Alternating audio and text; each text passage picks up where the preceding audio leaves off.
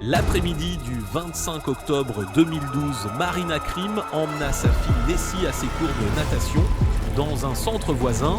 Lucia et Léo étaient à la maison avec leur babysitter, Ortega. Celle-ci emmena les deux enfants dans la salle de bain de l'appartement et les agressa avec un couteau de cuisine. Lucia tenta de se défendre. Elle remarqua que l'appartement était inhabituellement sombre et silencieux. Personne ne répondit à ses appels. En ouvrant la porte de la salle de bain, elle découvrit ses deux enfants dans la baignoire. L'agresseuse était la babysitter en qui la famille avait toute confiance. Un événement inimaginable venait de se produire dans ce foyer censé les protéger. Suivez-nous pour découvrir l'histoire de Lucia et Léo Krim. Le 25 octobre 2012, une résidente nommée Charlotte entra dans l'ascenseur d'un immeuble situé sur West 75th Street. La nourrice bien connue de l'immeuble s'y trouvait également. Accompagnée des deux jeunes enfants qui y vivaient, Charlotte sourit et se pencha pour demander à la petite fille « Sais-tu à quel point tu es belle ?» Cette simple question illumina le visage de l'enfant, qui la remercia avec un large sourire. Tout paraissait normal.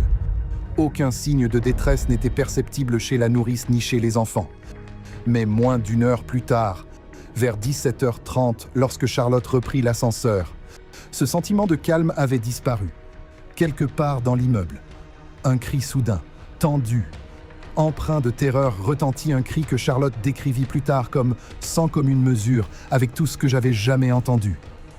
En sortant de l'ascenseur, elle aperçut une femme sur la mezzanine, en pleurs et totalement inconsolable. Le cri se propagea dans les couloirs, attirant les voisins hors de leurs appartements, déconcertés et inquiets, persuadés qu'un événement grave venait de se produire. Au même moment, Marina Krim, la mère, rentrait chez elle après un cours de natation avec sa plus jeune fille, Inez Nessie, âgée de seulement 3 ans. Plus tôt dans l'après-midi, Marina avait conduit Nessie à son cours. À la maison, ses deux autres enfants, Lucia, Lulu Krim, 6 ans, et Léo Krim, 2 ans, étaient restés avec leur nourrice, Yoseline Ortega, âgée de 50 ans. Marina avait prévu de retrouver Yoseline et les enfants après le cours, mais, fait étrange, personne ne s'était présenté. De plus en plus inquiète, Marina envoya un message « Où êtes-vous? Où est Lulu ?» Mais ces messages restèrent sans réponse. Préoccupée, Marina reprit rapidement la route vers leur appartement sur West 75th Street avec Nessie. Dès qu'elle ouvrit la porte, elle sentit que quelque chose n'allait pas. L'appartement était anormalement silencieux et toutes les lumières étaient éteintes, pressentant qu'une situation inhabituelle se produisait. Marina descendit en hâte pour trouver le portier et lui demanda si la nourrice et les enfants avaient quitté l'immeuble. La réponse fut brève. Ils ne sont pas sortis. Marina se précipita de nouveau dans l'appartement pour chercher ses enfants.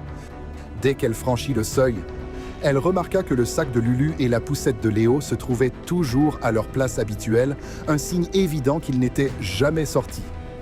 Sentant la tension l'envahir, Marina serra fermement la main de Nessie en appelant ses enfants tout en inspectant chaque pièce. Arrivée devant la porte de la salle de bain, elle aperçut un filet de lumière sous la porte. À l'intérieur, une scène déchirante se dévoila. Lulu et Léo étaient étendus, sans réaction. À proximité se trouvait la nourrice, Yoseline Ortega. Lorsque leurs regards se croisèrent, Marina resta figée de stupeur. Quelques instants plus tard, Yoseline retourna ses actes contre elle-même. Le chaos éclata dans la pièce. Une voisine, Remastar, entendant l'agitation, cria pour demander de l'aide. Le portier, Glenn Ludy, appela immédiatement le 911 tandis que des cris et des voix terrifiées résonnèrent dans l'immeuble. En quelques minutes, la police et les services médicaux d'urgence arrivèrent sur les lieux. Dans le hall, ils trouvèrent Marina Krim effondrée, en proie au désespoir, pleurant de manière incontrôlable tout en tenant Nessie dans ses bras. Un voisin déclara « Elle était complètement anéantie, paniquée et submergée par la douleur ». Lorsque les premiers intervenants pénétrèrent dans l'appartement, ils découvrirent une scène profondément bouleversante des signes de désordre dans la salle de bain et 2 objets tranchants portant de légères marques rougeâtres, l'un dans le couloir et l'autre dans le lavabo. Le foyer, autrefois paisible, était désormais envahi par la confusion, tandis que le son strident des sirènes d'urgence montait depuis la rue. Au même moment, Kevin Krim, l'époux de Marina, était en route pour rentrer d'un voyage d'affaires. Lorsque la tragédie se produisit, Kevin Krim, âgé de 37 ans, occupait le poste de Senior Vice President chez CNBC Digital et se rendait à l'aéroport international John F. Kennedy. Sur place, il fut accueilli par 2 agents en civil.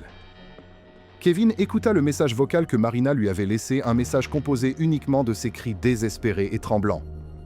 Quelques minutes plus tard, les agents lui annoncèrent une vérité bouleversante. 2 de leurs 3 enfants n'étaient plus en vie. La famille Krim était originaire de Californie. Elle avait vécu à San Francisco avant de s'installer à New York pour entamer un nouveau chapitre de sa vie. Marina, âgée de 36 ans, avait auparavant travaillé comme enseignante en école maternelle après avoir obtenu un Bachelor of Fine Arts ainsi qu'un Master en éducation. Lorsqu'elle devint mère, elle mit sa carrière entre parenthèses afin de se consacrer pleinement à l'éducation de ses enfants. Pour les aider dans les responsabilités quotidiennes, la famille avait engagé une nourrice, Jocelyn Ortega, âgée de 50 ans, qui travaillait avec eux depuis 2 ans. Après les faits, Jocelyn fut immédiatement placée en garde à vue et évacuée de l'immeuble sur une civière en raison de blessures qu'elle s'était infligées. Elle fut transportée au New York Presbyterian Hospital pour y recevoir des soins sous stricte surveillance. Alors que la nouvelle bouleversante se répandait à travers la ville, l'ensemble de la communauté fut plongé dans le choc et la tristesse. Devant l'immeuble de l'Upper West Side, un petit mémorial composé de fleurs et de bougies se forma rapidement et s'agrandit, un geste discret de soutien envers la famille Krim. Pendant ce temps, la police escorta Marina et sa plus jeune fille, Nessie, hors des lieux. Elles furent protégées par un drap blanc afin de les soustraire au regard des journalistes. Marina fut ensuite conduite à l'hôpital dans un état d'effondrement émotionnel, nécessitant une prise en charge urgente à la suite du choc subi. Les 2 jeunes enfants, Léo et Lucia, furent transportés en urgence au St. Luke's Roosevelt Hospital Center. Tragiquement, les médecins ne purent les sauver, tous 2 étaient déjà décédés. L'affaire fut officiellement ouverte en tant qu'enquête criminelle majeure impliquant 2 jeunes victimes. Une question douloureuse résonnait au sein de la communauté et à travers le pays. Que s'est-il réellement passé à l'intérieur de cet appartement et pourquoi? Jocelyn Ortega, affectueusement surnommée Josie par les enfants, avait autrefois été considérée comme un membre de la famille Krim.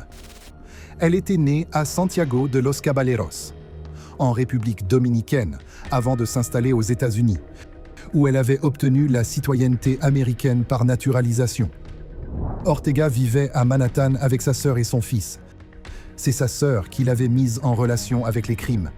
La sœur travaillait également comme nourrice, et l'enfant dont elle s'occupait fréquentait la même école maternelle que Lucia. Lors d'un cours de ballet, elle s'était approchée de Marina pour lui demander si elle recherchait une nourrice. Marina avait répondu que ce n'était pas encore le cas, expliquant que la famille venait d'emménager à New York et réfléchissait encore à l'éventualité d'engager une aide. Par la suite, ils examinèrent les références d'Ortega et, sur le papier, tout semblait conforme. Toutefois, des informations apparurent plus tard, laissant entendre qu'un membre de sa famille lui avait fourni une référence inexacte, affirmant qu'elle avait gardé un enfant qui, en réalité, n'existait pas. Parallèlement, Marina tenait un blog personnel dans lequel elle relatait régulièrement la vie familiale, les activités quotidiennes des enfants et l'atmosphère chaleureuse qui régnait au sein de leur foyer. Ortega apparaissait dans de nombreuses publications, présentée comme une figure importante de leur routine quotidienne. Il convient de noter qu'en février 2012, quelques mois seulement avant l'événement tragique, la famille Krim s'était rendue en République dominicaine avec Ortega et avait séjourné 9 jours au domicile de sa sœur, signe de la confiance et de la proximité qui les unissait. « Nous avons passé 9 jours en République dominicaine », écrivit Marina dans une publication datée du 18 février. Pendant la moitié du séjour, nous avons logé chez la sœur de Nanny Josie à Santiago, et l'autre moitié au balcon Atlantico à Las Terrenas, un hôtel de type appartement où de nombreuses familles et femmes accomplies passent leur week-end. C'était inoubliable. Nous avons rencontré la famille de Josie et découvert la République dominicaine comme un pays coloré et accueillant. Marina et Kevin étaient largement reconnus comme des parents dévoués, consacrant leur temps et leur affection à leurs enfants. Les publications du blog de Marina reflétaient constamment cet attachement, exprimé avec des mots simples et sincères. Le 30 septembre, elle partagea une photo de son jeune fils après son 2e anniversaire. « Le meilleur moment de ma journée », écrivit-elle. C'est après avoir déposé les filles à l'école et disposé de 3 heures précieuses rien que pour Léo. Je sais que cela peut sembler un peu sentimental, mais j'aime vraiment ce petit garçon plus que tout. Selon les enquêteurs, les blessures que Ortega s'était infligées au cou avaient heureusement épargné les zones vitales, ce qui permit de stabiliser son état. Dans un premier temps, les médecins la placèrent sous anesthésie et lui prodiguèrent des soins médicaux d'urgence, tandis que la police la maintenait sous surveillance constante à l'hôpital. 2 jours plus tard, Ortega reprit connaissance après une perte temporaire de conscience. Toutefois, en raison de la zone touchée, elle était totalement incapable de parler, maintenue sous contrainte pour des raisons de sécurité. Elle ne pouvait communiquer qu'en bougeant les lèvres, en désignant des lettres sur un tableau ou en écrivant ce qu'elle souhaitait exprimer. Dans ses premières notes manuscrites, elle écrivit « I had to do everything and take care of the kids. I worked as a babysitter only and she wanted me to do everything. She wanted 5 hours of cleaning every week. » Les enquêteurs comprirent que, pour saisir les raisons profondes de cet événement inconcevable, il leur fallait examiner la vie personnelle de Yoselin Ortega. Quelques mois auparavant, elle avait fait venir son fils de 17 ans de la République dominicaine à New York, espérant qu'il puisse intégrer une école privée. Son frère avait initialement accepté de prendre en charge la première année de scolarité, tout en précisant que toutes les dépenses ultérieures seraient à sa charge. Ortega s'était séparé du père de son fils en 2001 et son ancien compagnon affirma qu'il n'y avait eu aucun conflit entre eux. Il déclara avoir été profondément choqué en apprenant la nouvelle, ajoutant qu'il n'avait aucune idée de ce qui aurait pu provoquer un tel changement chez elle. La nièce d'Ortega qualifia également la situation d'incompréhensible, déclarant « Ma tante aimait ses enfants. Je ne comprends pas ce qui a pu la pousser à agir ainsi. » Elle ajouta qu'Ortega semblait récemment différente, souvent anxieuse, et n'étant plus aussi enjouée qu'auparavant. Un voisin, qui l'avait rencontrée seulement quelques jours plus tôt, la décrivit comme silencieuse, presque renfermée, avec un regard distant.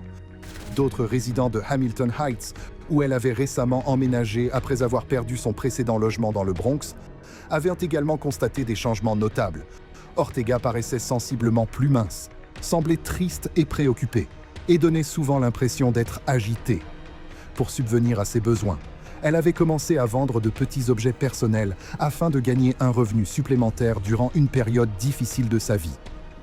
Yoselin déclara aux enquêteurs qu'elle rencontrait des difficultés financières et qu'elle aurait été contrariée lorsque la famille lui demanda d'assumer des tâches ménagères supplémentaires en échange d'une rémunération plus élevée. Ortega réagit vivement, affirmant « Je suis payé pour m'occuper des enfants, pas pour nettoyer ni faire le ménage. » Selon une source, la veille des faits, Fao Cornell, qui connaissait Ortega depuis l'enfance, aurait indiqué avoir demandé à son épouse de l'accompagner consulter un psychologue et elle se serait effectivement rendue à ce rendez-vous à mesure que les médicaments administrés pour stabiliser son état perdaient leur effet. Ortega était décrite comme allongée sous surveillance médicale, ne bougeant que les yeux ou hochant légèrement la tête. Une source des forces de l'ordre précisa que plus elle prenait conscience de ce qui s'était produit, moins elle se montrait disposée à s'exprimer. Peu après, Ortega fut formellement inculpée conformément aux procédures légales alors qu'elle se trouvait toujours dans son lit d'hôpital.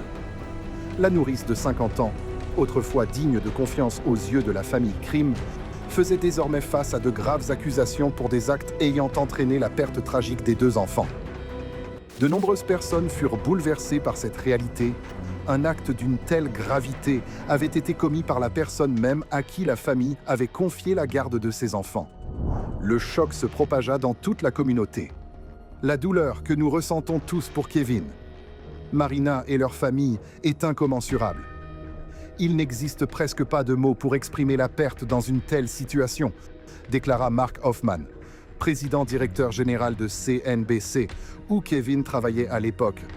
Les parents de Kevin et de Marina, ainsi que leurs frères et sœurs de la côte ouest, se rendirent immédiatement à New York afin d'apporter tout le soutien possible à la famille. Le père de Kevin confia en larmes que la famille n'avait toujours pas pu retourner dans l'appartement. « Je ne sais pas s'ils y retourneront un jour. Je ne sais pas s'ils en seront capables. » Kevin tenta de rester fort, devenant le pilier pour son épouse et leur fille survivante. Son père se souvint, notre fils a envoyé un message à ses sœurs en disant « Je ne peux pas parler à papa et maman pour l'instant, sinon je vais m'effondrer. Nous sommes tous plongés dans un profond chagrin. » La grand-mère des enfants, Karen Krim, déclara également en pleurs « C'est la plus grande tragédie que quiconque puisse imaginer. » Nous n'avons absolument aucune idée de ce qui l'a poussé à agir ainsi. Devant le tribunal, Yoselin Ortega fit face à 2 chefs d'accusation au premier degré et à 2 chefs d'accusation au deuxième degré d'une extrême gravité. Elle plaida non coupable, affirmant avoir perdu le contrôle de sa conscience. Toutefois, l'accusation soutint qu'Ortega avait pleinement compris la portée de ses actes, qu'elle avait agi de manière délibérée, animée par un ressentiment et une tension émotionnelle dirigée vers Marina, ce qui avait conduit à la perte tragique des 2 enfants. Les procureurs soulignèrent également qu'aucune preuve crédible ne démontrait qu'elle souffrait d'un trouble psychologique sévère. Lors de sa première comparution, les avocats de la défense déclarèrent avoir besoin de davantage de temps pour examiner plus de 6000 pages de dossiers médicaux afin d'évaluer sa capacité à être jugé. Dans l'attente de cette évaluation, Ortega fut maintenu en détention sans possibilité de libération sous caution dans une unité de soins spécialisée de l'Elmhurst Hospital Center. Réservée aux patients nécessitant une surveillance constante, une cérémonie commémorative particulièrement émouvante fut organisée à l'Avery Fisher Hall à Manhattan en hommage aux 2 enfants. À l'issue de la cérémonie, Kevin et Marina publièrent une déclaration « Nous souhaitons exprimer notre gratitude pour l'extraordinaire amour et la bienveillance que chacun nous a témoigné. Lulu et Léo étaient 2 de nos 3 meilleurs amis, et ils nous manquent terriblement. Notre fille, Nessie, fait preuve d'une force remarquable, et grâce à votre soutien, nous serons forts pour elle également. Plus tôt cette semaine, nous nous sommes réunis avec notre famille et nos amis pour célébrer les belles vies de Lulu et Léo. Il est essentiel pour nous qu'ils soient rappelés comme les enfants doux, créatifs et pleins de vie qu'ils étaient. Et nous leur rendons hommage en créant le fonds Lulu and Léo. Le fonds Lulu and Léo fut créé afin de soutenir l'éducation interactive aux arts et aux sciences pour les jeunes enfants dans les écoles, les musées et diverses organisations communautaires. Kevin et Marina expliquèrent que les cours d'art avaient offert à Lulu certains de ses moments les plus heureux, les plus créatifs et les plus enrichissants.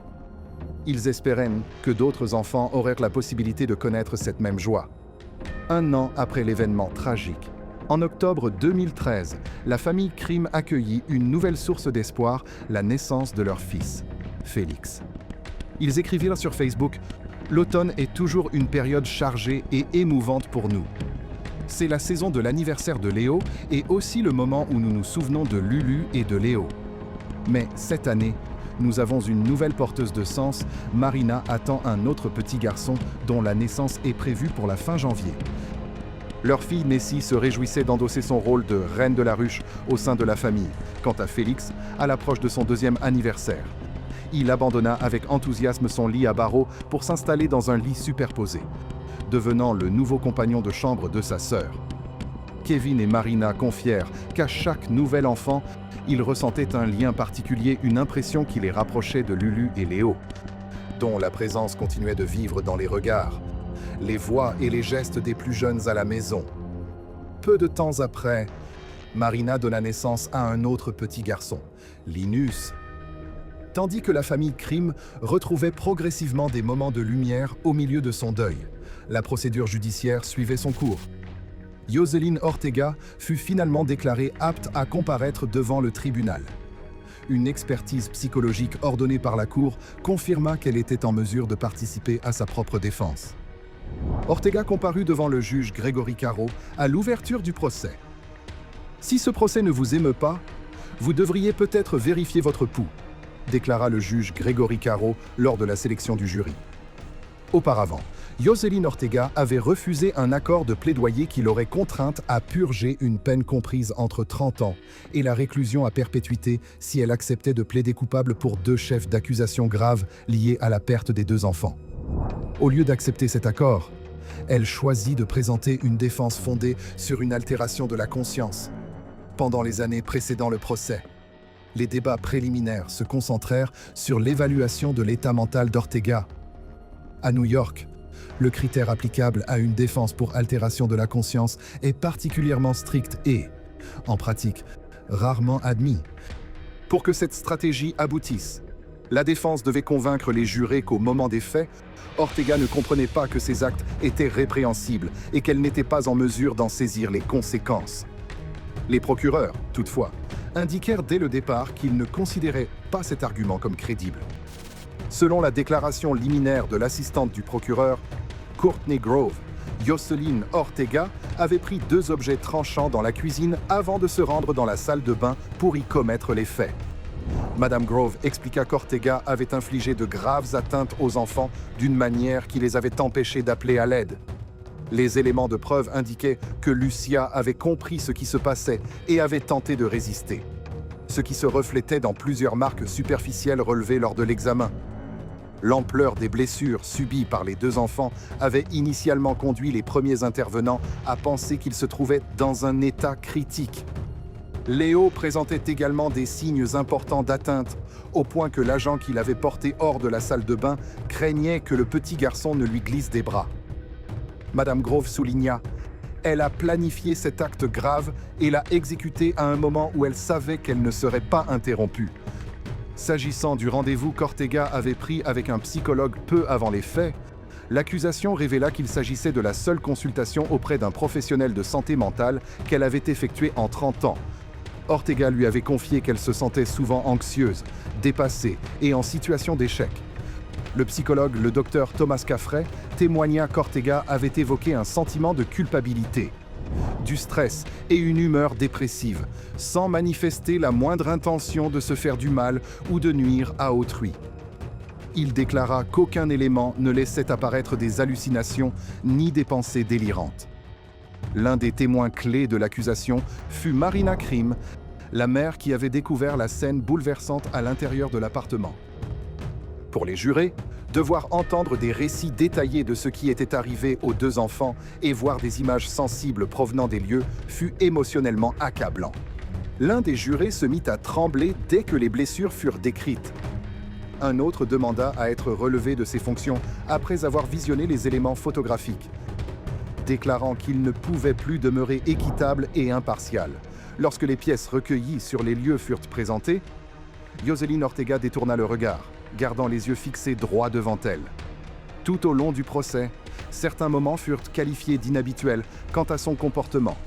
Elle sourit lorsqu'un policier à la retraite relata ses échanges avec elle après les faits. Mais à d'autres instants, elle secoua la tête ou se détourna en réaction aux déclarations entendues.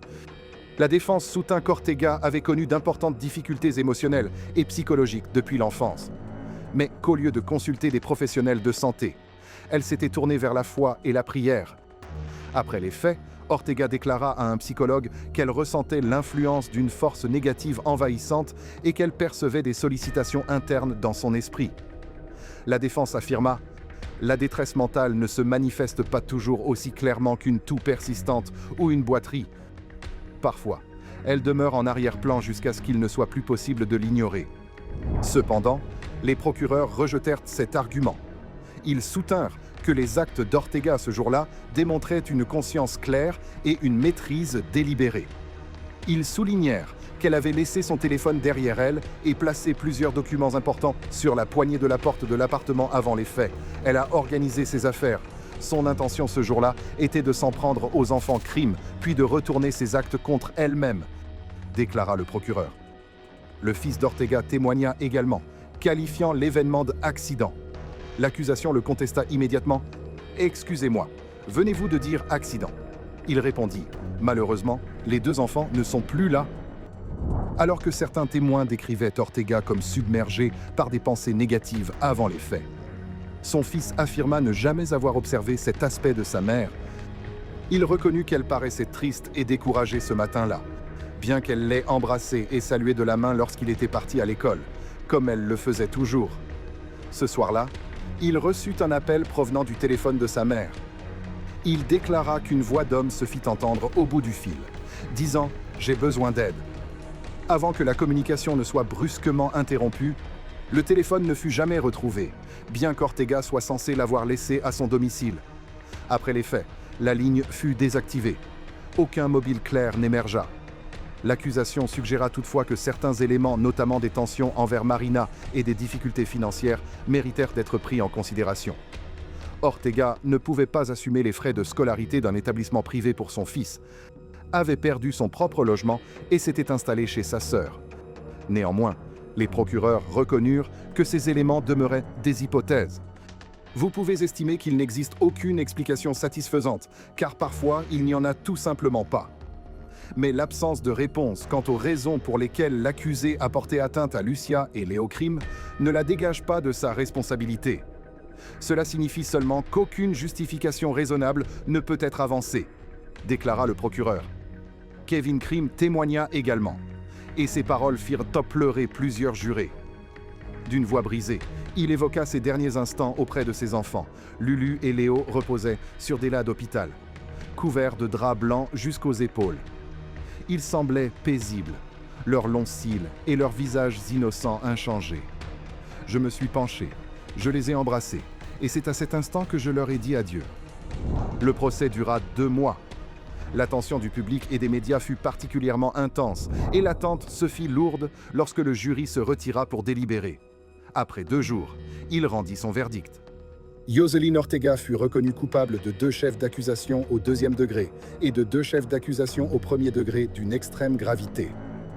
L'impact de cette affaire sur les jurés fut incontestable. Après l'annonce du verdict, Kevin Crime écrivit sur Facebook qu'il avait tenté d'étreindre autant de jurés que possible. Il expliqua qu'ils avaient traversé une épreuve profondément éprouvante, ayant dû voir et entendre chaque détail douloureux présenté au cours du procès. Cette procédure a été extrêmement difficile pour notre famille, mais elle nous a aussi fait aimer encore davantage New York, la ville à laquelle Lulu et Léo étaient si attachés et qu'ils adoraient, écrivit Kevin. Désormais, tout se jouait au moment où Yoselin Ortega allait officiellement être condamnée. Lors de l'audience de détermination de la peine, Kevin Crime se tourna vers Yoselin Ortega et la décrivit comme une personne cruelle, égocentrique, extrêmement dangereuse et un échec total. Se tournant ensuite vers le juge, la voix brisée mais ferme, il déclara « Je pense qu'après tout ce que vous avez entendu et constaté, vous n'avez pas besoin de cette demande venant d'un père. Mais je dois la formuler. Dans votre décision de condamnation, veuillez appliquer la loi comme vous l'avez toujours fait et veillez à ce que l'accusé ne quitte jamais la prison au cours de sa vie. Elle ne connaît ni la responsabilité ni le remords et elle ne mérite pas de savoir ce que signifie l'espoir. » Marina prit également la parole lors de l'audience de détermination de la peine. Ma famille et moi, nous créons et construisons. L'accusée pense peut-être avoir détruit. Nous le penserons tous, mais elle aussi a échoué. Lou et Léo sont des forces puissantes.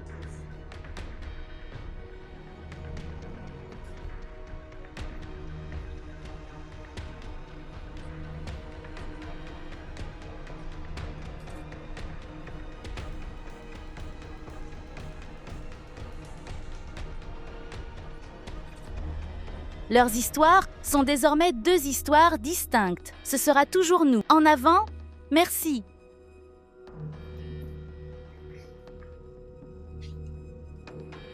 S'exprimant par l'intermédiaire d'un interprète et en espagnol, Yoselin Ortega s'adressa au tribunal. D'accord, on va s'en occuper. Je suis vraiment désolée, parce que je comprends ça, mais j'espère que personne ne vivra ce que j'ai vécu.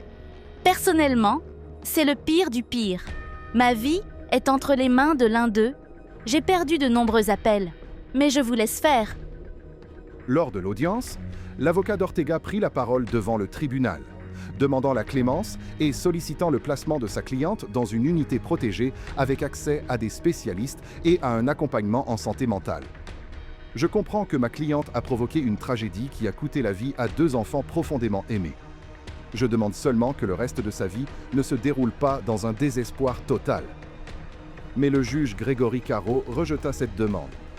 Il qualifia les actes d'Ortega de pure cruauté et félicita le jury d'avoir fermement écarté la défense fondée sur l'altération de la conscience.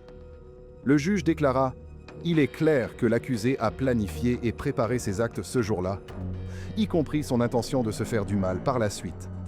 La seule chose qui demeure incertaine en grande partie parce que l'accusé affirme ne pas s'en souvenir est la raison pour laquelle elle a infligé cette tragédie à ses enfants. » Yoselyn Ortega fut condamnée à la réclusion à perpétuité sans possibilité de libération conditionnelle. Dans le but de prévenir que des tragédies similaires ne se reproduisent, la famille Krim annonça son soutien à une nouvelle législation visant à ériger en infraction pénale le fait de postuler à des emplois de garde d'enfants en utilisant de fausses références ou des qualifications fabriquées. Ils déclarèrent « Nous avons été trompés et trahis par la famille de l'accusé, qui n'a assumé aucune responsabilité quant au rôle qu'elle a joué dans la perte de nos enfants. Chaque enfant mérite d'être pris en charge par des personnes honnêtes et responsables. Personne ne devrait être autorisé à mentir lorsqu'il s'agit de la sécurité et du bien-être d'un enfant.